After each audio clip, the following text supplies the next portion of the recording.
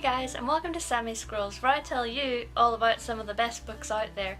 In this episode we're looking at Dead Famous by Ben Elton. This book I hardly was able to put down. It's going to be hard to talk about because you really have to read it and it's so hard not to give spoilers by accident, so bear with me. But it's basically a whodunit.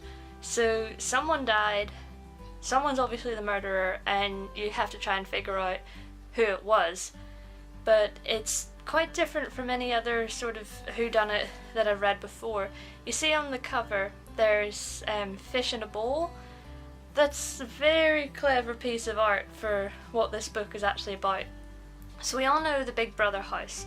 You have housemates, they go in, they do their nominations, their evictions, they leave, someone wins a whole bunch of money, it's all happy, it's finished, we move on. Well, this book is very similar. There's a show called House Arrest, and there's inmates that go into the house arrest house and they have to stay there for a certain number of weeks, and the winner gets, I think it was $500,000. So very similar to Big Brother house. The house is rigged with cameras and microphones, they've got the night vision things and all that sort of stuff. So you're on watch by the house arrest people 24/7 until you leave. They have weekly nominations, they have weekly evictions, pretty much the same as Big Brother. So you have the inmates, they go into the house and everything's cool. And then someone dies. But the thing is, they tell you at the start of the book that someone died, but they don't tell you who, so you're getting to know these housemates and starting to get your favourite, and nominations come up and everybody nominates and then someone gets evicted and you're starting to get attached to them as if it's like a real show. It was quite cool. And it's not until probably halfway through, or just over halfway, that you actually find out who even died. So you've been cheering for your favourite inmate and then that could be the one that gets killed. So there's 10 inmates and they all have their different personalities and different motivations for going into the house, and you don't know if they're being honest about their reason for going in or not. But I will say that my favourite, I think I'm saying her name right, I'm not sure, but her name as I was reading it was Dervla? I think that's how you say it.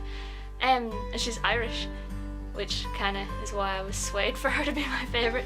But it's really interesting because Dervla actually goes in and she's a therapist and she wants to see how people cope in that sort of environment, feeling claustrophobic and there's no escape, there's no privacy.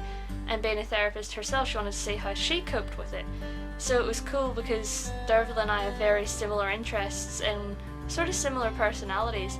So it was quite cool to see how she dealt with not only being on house arrest, but then once there was a murder, she's obviously got the therapy background, so she'd be looking around and seeing who's got the supposed traits that could do that sort of thing.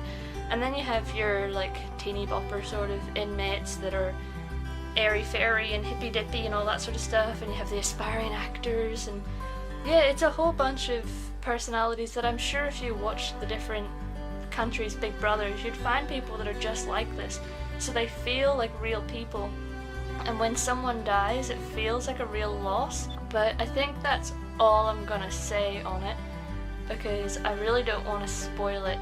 You don't even find out who the killer is until the very, very last second, so you are left guessing for that long. But if you've read this book, who was your favourite inmate? Who did you think did it? Were you right? Were you surprised if you were wrong? Let me know. And yeah, I definitely recommend getting this book because I was on the edge of my seat. It's even set up, there's sort of chapters but not really, but in each section, that's sort of a better way of putting it. It's split into different sections, and in each section it'll be day 34 at 11 a.m. the housemates or the inmates are da, da, da. So you're oh, it's just so clever because you're watching from the police side of view, the police point of view, for them trying to catch the killer, and then you're also in the house with the inmates and their point of view of like before the killing, are you seeing who the killer is? Can you spot their traits? Who do you think's capable of it?